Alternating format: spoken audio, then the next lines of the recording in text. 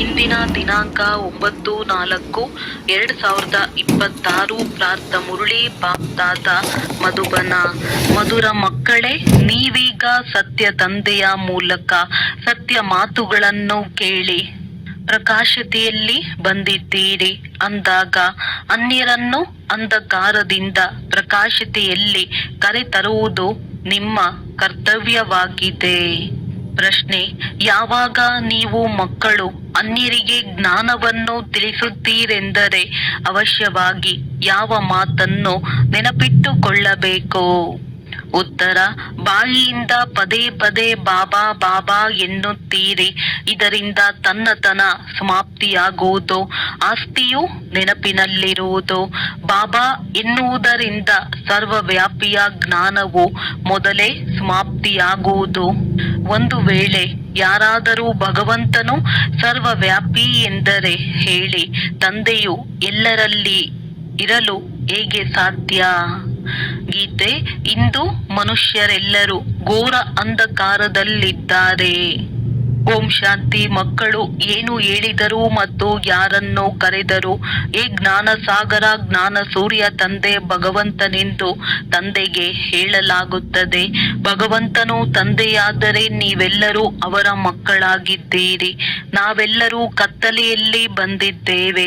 ನೀವು ನಮ್ಮನ್ನು ಬೆಳಕಿನಲ್ಲಿ ಕರೆದುಕೊಂಡು ಹೋಗಿ ಎಂದು ನೀವು ಮಕ್ಕಳು ಹೇಳುತ್ತೀರಿ. ಬಾಬಾ ಎಂದು ಹೇಳುವುದರಿಂದ ತಂದೆಯನ್ನೇ ಕರೆಯುತ್ತಿದ್ದಾರೆಂದು ಸಿದ್ಧವಾಗುತ್ತದೆ. ಬಾಬಾ ಅಕ್ಷರವನ್ನು ಹೇಳುವುದರಿಂದ ಪ್ರೀತಿಯುಂಟಾಗುತ್ತದೆ, ಏಕೆಂದರೆ ತಂದೆಯಿಂದ ಆಸ್ತಿಯನ್ನು ಪಡೆದಿದ್ದೀರಿ. ಕೇವಲ ಈಶ್ವರ ಅಥವಾ ಪ್ರಭು ಎನ್ನುವುದರಿಂದ ತಂದೆಯ ಆಸ್ತಿಯ ರುಚಿ ಬರುವುದಿಲ್ಲ. ಬಾಬಾ ಎನ್ನುವುದರಿಂದ ಆಸ್ತಿಯ ನೆನಪು ಬರುತ್ತದೆ. ನಾವು ಕತ್ತಲಿನಲ್ಲಿ ಬಂದಿದ್ದೇವೆಂದು ನೀವು ತಂದೆಯನ್ನು ಕರೆಯುತ್ತೀರಿ. ನೀವು ಮತ್ತೆ ಬಂದು ನಮ್ಮನ್ನು ಜ್ಞಾನದ ಮೂಲಕ ನಮ್ಮ ದೀಪಗಳನ್ನು ಬೆಳಗಿಸಿ, ಏಕೆಂದರೆ ಆತ್ಮಗಳ ದೀಪವು ನಂದಿ ಹೋಗಿದೆ. ಮನುಷ್ಯರು ಶರೀರ ಬಿಡುತ್ತಾರೆಂದರೆ 12 ದಿನಗಳು ದೀಪವನ್ನಚ್ಚಿಡುತ್ತಾರೆ. ದೀಪವು ನಂದಿ ಹೋಗದಿರಲೆಂದು ಒಬ್ಬರು ಎಣ್ಣೆಯನ್ನು ಹಾಕಲೆಂದು ಕುಳಿತಿರುತ್ತಾರೆ. ತಂದೆಯು ತಿಳಿಸುತ್ತಾರೆ, ನೀವು ಭಾರತವಾಸಿಗಳು ಬೆಳಕಿನಲ್ಲಿ ಅರ್ಥಾತ್ ದಿನದಲ್ಲಿದ್ದೀರಿ. ಈಗ ರಾತ್ರಿಯಲ್ಲಿದ್ದೀರಿ. 12 ಗಂಟೆ ದಿನ, 12 ಗಂಟೆ ರಾತ್ರಿ. ಅದಾಗಿದೆ ಹದ್ದಿನ ಮಾತು. ಇದು ಬೇಹದ್ದಿನ ದಿನ, ಬೇಹದ್ದಿನ ರಾತ್ರಿ ಯಾವುದಕ್ಕೆ? ಬ್ರಹ್ಮನ ದಿನ ಸತ್ಯಯುಗ ತ್ರೇತ, ಬ್ರಹ್ಮನ ರಾತ್ರಿ ದ್ವಾಪರ ಕಲಿಯುಗವಾಗಿದೆ. ರಾತ್ರಿಯಲ್ಲಿ ಬಹಳ ಕತ್ತಲಿರುತ್ತದೆ. ಮನುಷ್ಯರು ತಡವರಿಸಿ ಬೀಳುತ್ತಾರೆ. ಭಗವಂತನನ್ನು ಹುಡುಕಲು 4 ಕಡೆಯೂ ತಿರುಗುತ್ತಾರೆ, ಆದರೆ ಪರಮಾತ್ಮನನ್ನು ಪಡೆಯಲು ಸಾಧ್ಯವಿಲ್ಲ. ಪರಮಾತ್ಮನನ್ನು ಪಡೆಯಲು ಭಕ್ತಿಯನ್ನು ಮಾಡುತ್ತಾರೆ.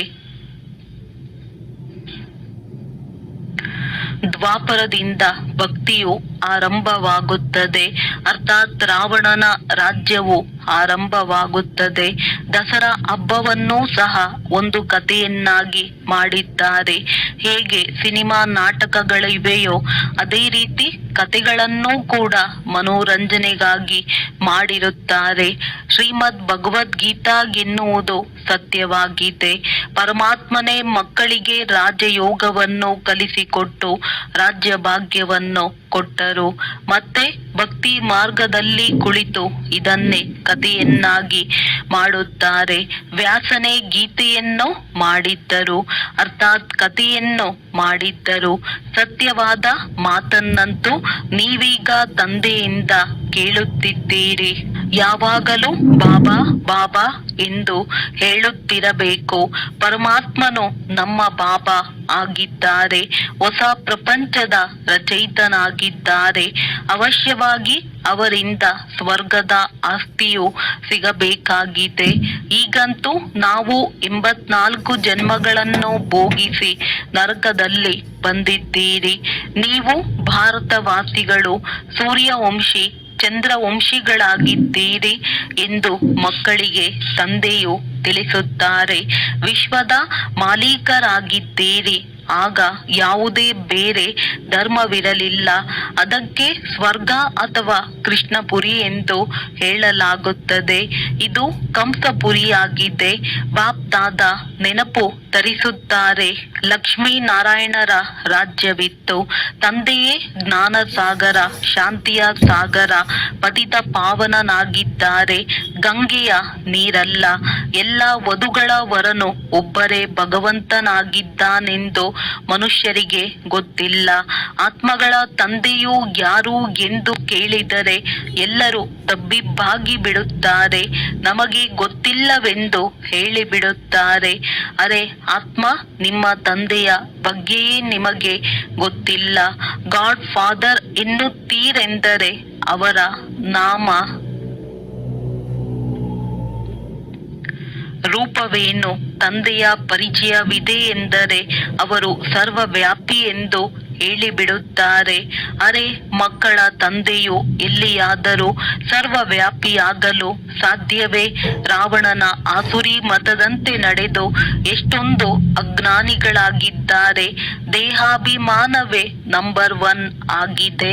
ತಮ್ಮನ್ನು ಆತ್ಮ ಎಂದು ನಿಶ್ಚಯ ಮಾಡಿಕೊಳ್ಳುವುದಿಲ್ಲ.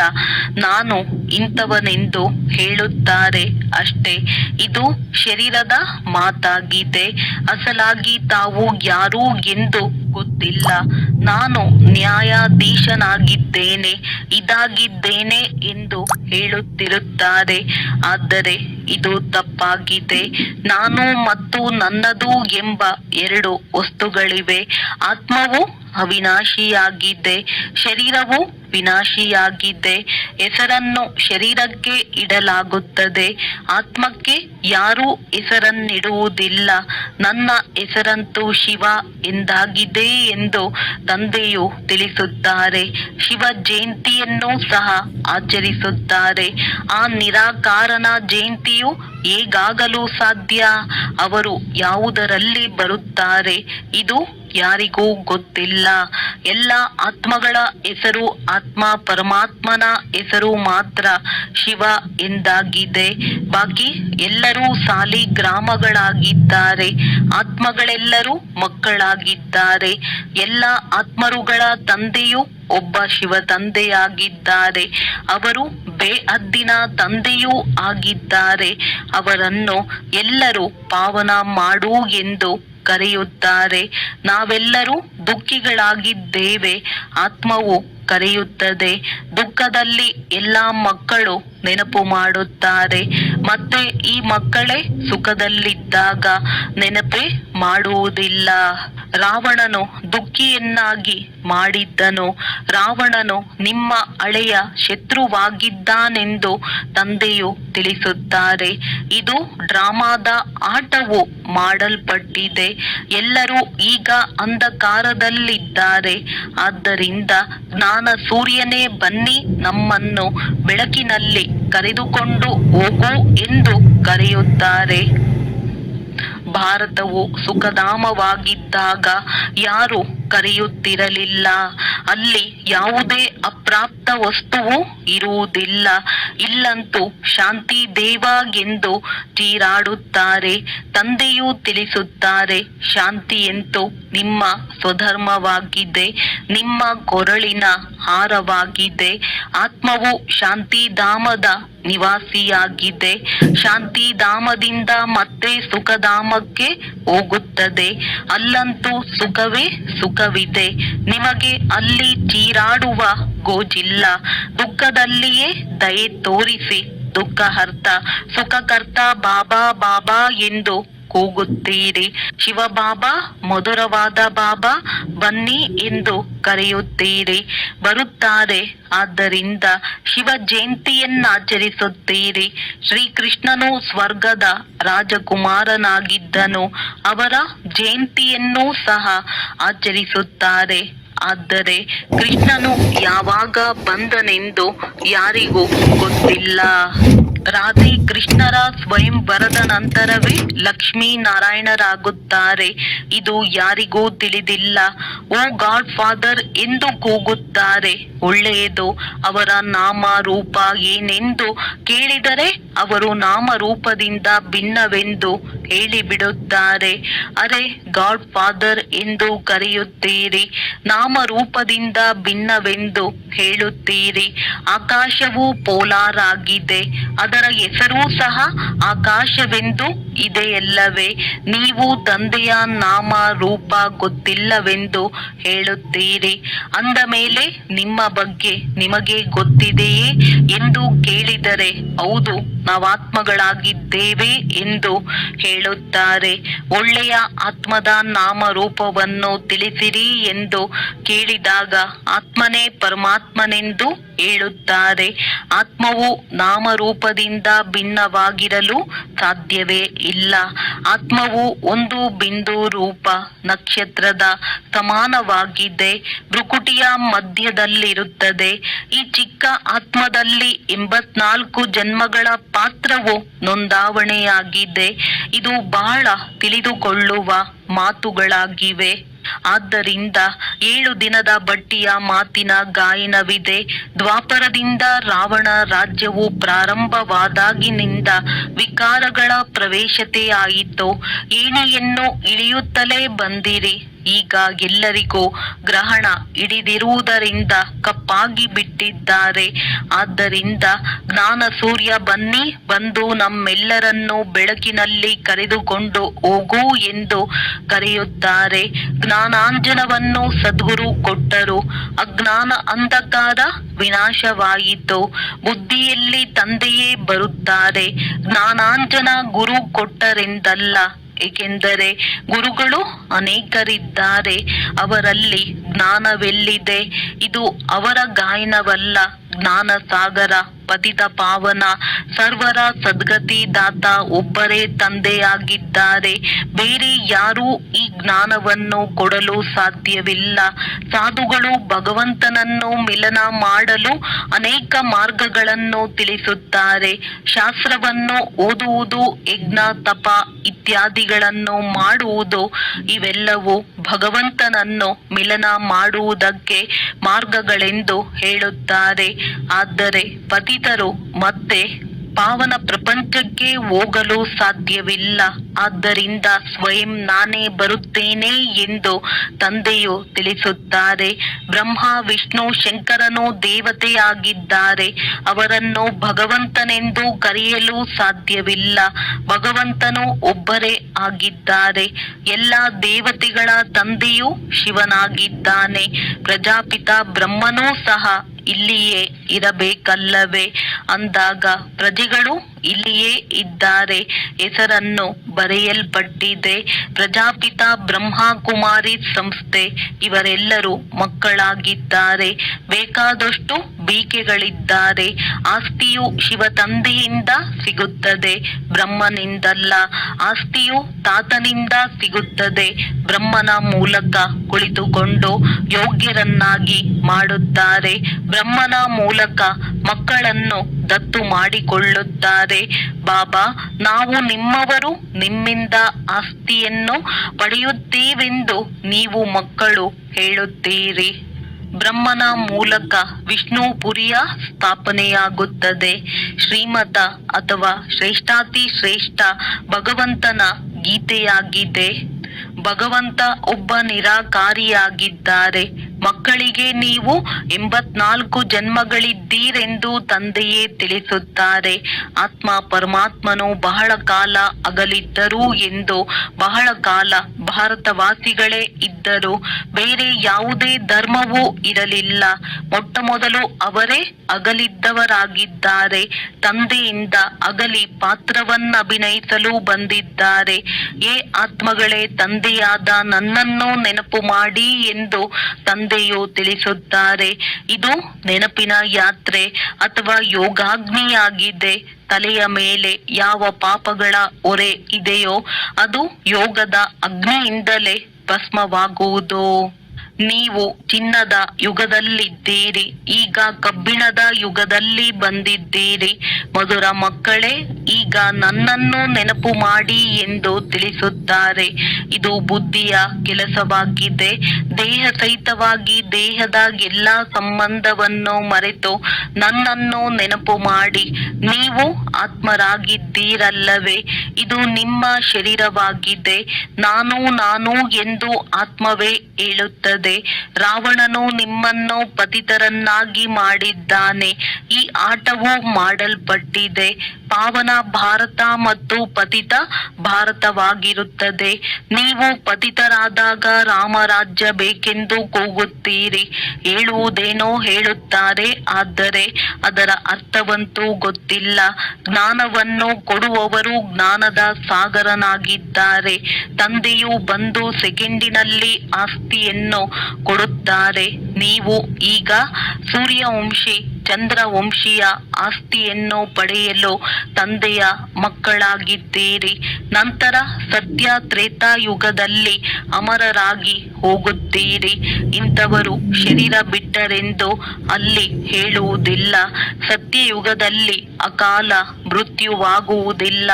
ನೀವು ಕಾಲನ ಮೇಲೆ ವಿಜಯವನ್ನು ಪಡೆಯುತ್ತೀರಿ. ದುಃಖದ ಹೆಸರಿರುವುದಿಲ್ಲ. ಅದಕ್ಕೆ ಸುಖಧಾಮವೆಂದು ಹೇಳಲಾಗುತ್ತದೆ. ನಾವಂತೂ ನಿಮಗೆ ಸ್ವರ್ಗದ ರಾಜ್ಯಭಾಗ್ಯವನ್ನು ಕೊಡುತ್ತೇನೆಂದು ತಂದೆಯು ಹೇಳುತ್ತಾರೆ. ಅಲ್ಲಂತೂ ಬಹಳ ವೈಭವಗಳಿರುತ್ತವೆ. ಭಕ್ತಿ ಮಾರ್ಗದಲ್ಲಿ ಮಂದಿರಗಳನ್ನು ಕಟ್ಟಿಸುವಾಗಲೂ ನಿಮ್ಮಲ್ಲಿ ಎಷ್ಟೊಂದು ಹಣವಿತ್ತು. ಭಾರತವು ಏನಾಗಿತ್ತು? ಉಳಿದ ಬೇರೆಲ್ಲ ಆತ್ಮಗಳು ನಿರಾಕಾರಿ ಪ್ರಪಂಚದಲ್ಲಿದ್ದರು. ಶ್ರೇಷ್ಠಾತಿ ಶ್ರೇಷ್ಠ ತಂದೆಯು ಈಗ ಸ್ವರ್ಗದ ಸ್ಥಾಪನೆ ಮಾಡುತ್ತಿದ್ದಾರೆಂದು ಮಕ್ಕಳು ತಿಳಿದುಕೊಂಡಿದ್ದಾರೆ. ಮೊದಲಿಗೆ ಶ್ರೇಷ್ಠಾತಿ ಶ್ರೇಷ್ಠ ಶಿವ ತಂದೆಯಾಗಿದ್ದಾರೆ, ನಂತರ ಬ್ರಹ್ಮ ವಿಷ್ಣು ಶಂಕರ, ನಂತರ ಈ ಪ್ರಪಂಚ. ಜ್ಞಾನದಿಂದ ನೀವು ಮಕ್ಕಳಿಗೆ ಸದ್ಗತಿಯಾಗುತ್ತದೆ. ಗಾಯನವೂ ಇದೆ. ಜ್ಞಾನ, ಭಕ್ತಿ, ವೈರಾಗ್ಯ. ಹಳೆಯ ಪ್ರಪಂಚದಿಂದ ವೈರಾಗ್ಯ ಉಂಟಾಗುತ್ತದೆ, ಏಕೆಂದರೆ ಸತ್ಯಯುಗದ ರಾಜ್ಯ ಭಾಗ್ಯ ಸಿಗುತ್ತದೆ. ಮಕ್ಕಳೇ, ನನ್ನನ್ನು ನೆನಪು ಮಾಡಿ ಎಂದು ತಿಳಿಸುತ್ತಾರೆ. ನನ್ನನ್ನು ನೆನಪು ಮಾಡುವುದರಿಂದ ನನ್ನ ಬಳಿ ಬರುತ್ತೀರಿ. ಒಳ್ಳೆಯದು. ಮಧುರಾತಿ ಮಧುರ ಅಗಲಿ ಹೋಗಿ ಮರಳಿ ಸಿಕ್ಕಿರುವ ಮಕ್ಕಳ ಪ್ರತಿ ಮಾತ್ಪಿತಾ ಬಾಪ್ ದಾದಾರವರ ನೆನಪು, ಪ್ರೀತಿ ಹಾಗೂ ಸುಪ್ರಭಾತ. ಆತ್ಮಿಕ ಮಕ್ಕಳಿಗೆ ಆತ್ಮಿಕ ತಂದೆಯ ನಮಸ್ತೆ. ಧಾರಣೆಗಾಗಿ ಮುಖ್ಯ ಸಾರ. ತಲೆಯ ಮೇಲಿರುವ ಹೊರೆಯನ್ನು ಯೋಗಾಗ್ನಿಯಿಂದ ಭಸ್ಮ ಮಾಡಬೇಕಾಗಿದೆ. ಬುದ್ಧಿಯಿಂದ ದೇಹ ಸಹಿತ ದೇಹದ ಎಲ್ಲ ಸಂಬಂಧಗಳನ್ನು ಮರೆತು ಒಬ್ಬ ತಂದೆಯನ್ನು ನೆನಪು ಮಾಡಬೇಕು. ಚೀರಾಡುವ ಕೂಗುವ ಬದಲಾಗಿ ತಮ್ಮ ಸ್ವಧರ್ಮ ಶಾಂತಿಯಲ್ಲಿ ಸ್ಥಿತರಾಗಬೇಕು. ಶಾಂತಿಯು ನಿಮ್ಮ ಕೊರಳಿನ ಹಾರವಾಗಿದೆ. ದೇಹಾಭಿಮಾನದಲ್ಲಿ ಬಂದು ನಾನು ಮತ್ತು ನನ್ನ ಶಬ್ದವನ್ನು ಹೇಳಬಾರದು. ಸ್ವಯಂವನ್ನು ಆತ್ಮನಿಶ್ಚಯ ಮಾಡಿಕೊಳ್ಳಬೇಕು. ವರದಾನ. ತಮ್ಮ ಸತೋಗುಣಿ ದೃಷ್ಟಿಯ ಮೂಲಕ ಅನ್ಯ ಆತ್ಮರುಗಳ ದೃಷ್ಟಿ ವೃತ್ತಿಯ ಪರಿವರ್ತನೆಯನ್ನು ಮಾಡುವಂತಹ ಸಾಕ್ಷಾತ್ಕಾರ ಮೂರ್ತಿ ಭವ. ದೃಷ್ಟಿಯಿಂದ ಸೃಷ್ಟಿಯು ಬದಲಾಗುತ್ತದೆ ಎಂಬ ನಾಣ್ಣುಡಿ ಇದೆ. ಅಂದ ಮೇಲೆ ತಮ್ಮ ದೃಷ್ಟಿಯನ್ನು ಸತೋಗುಣಿಯಾಗುತ್ತದೆ ಎಂದರೆ ಯಾರೆಷ್ಟಾದರೂ ತಮೋಗುಣಿ ಅಥವಾ ರಜೋಗುಣಿ ಆತ್ಮನ ದೃಷ್ಟಿ ವೃತ್ತಿ ಹಾಗೂ ಅವರ ಸ್ಥಿತಿಯು ಬದಲಾಗಿ ಬಿಡುವುದು. ತಮ್ಮ ಮುಂದೆ ಯಾರೇ ಬರುತ್ತಾರೆಂದರೆ ಅವರಿಗೆ ದೃಷ್ಟಿಯ ಮೂಲಕ ಮೂರು ಲೋಕಗಳ ತನ್ನ ಇಡೀ ಜೀವನದ ಕಥೆಯೇ ತಿಳಿದು ಬಿಡುವುದು. ಇದೇ ದೃಷ್ಟಿಯಿಂದ ಪರಿವರ್ತನೆ ಮಾಡುವುದಾಗಿದೆ. ಅಂತ್ಯದಲ್ಲಿ ಯಾವಾಗ ಜ್ಞಾನದ ಸೇವೆಯಾಗುವುದಿಲ್ಲವೋ ಆಗ ಈ ಸೇವೆಯಾಗುವುದು. ಸ್ಲೋಗನ್. ಪವಿತ್ರತೆಯ ಪ್ರತ್ಯಕ್ಷ ಸ್ವರೂಪ ಸತ್ಯತೆ ಅರ್ಥಾತ್ ದಿವ್ಯತೆಯಾಗಿದೆ. ಅವ್ಯಕ್ತ ಸೂಚನೆ. ಮಹಾನರಾಗಲು ಮಧುರತೆ ಮತ್ತು ನಮ್ರತೆಯ ಗುಣ ಧಾರಣೆ ಮಾಡಿ. ಮಧುರತೆ ಮತ್ತು ನಮ್ರತೆಯ ಗುಣ ಬಾಗುವುದನ್ನು ಕಲಿಸುತ್ತದೆ. ಎಷ್ಟು ಈಗ ನೀವು ಸಂಸ್ಕಾರಗಳಲ್ಲಿ ಸಂಕಲ್ಪಗಳಲ್ಲಿ ಬಾಗುವಿರಿ, ಅಷ್ಟು ವಿಶ್ವ ನಿಮ್ಮ ಮುಂದೆ ಬಾಗುವುದು ಅರ್ಥಾತ್ ಭಾಗಿಸುವುದು. ಸಂಸ್ಕಾರಗಳಲ್ಲಿಯೂ ಬಾಗುವುದು. ಈ ಸಂಕಲ್ಪವೂ ಇರಬಾರದು. ಬೇರೆಯವರು ನಮ್ಮ ಮುಂದೆ ಸ್ವಲ್ಪವಾದರೂ ಬಾಗಲಿ, ನಾವು ಬಾಗಿದರೆ ಎಲ್ಲರೂ ಬಾಗುವರು. ಯಾರು ಸತ್ಯ ಸೇವಾದಾರಿಗಳಿರುತ್ತಾರೆ ಅವರು ಯಾವಾಗ ಎಲ್ಲರ ಮುಂದೆ ಬಾಗುವರು, ಆಗ ಸೇವೆ ಮಾಡಬಹುದು. ಒಳ್ಳೆಯದು. ಓಂ ಶಾಂತಿ.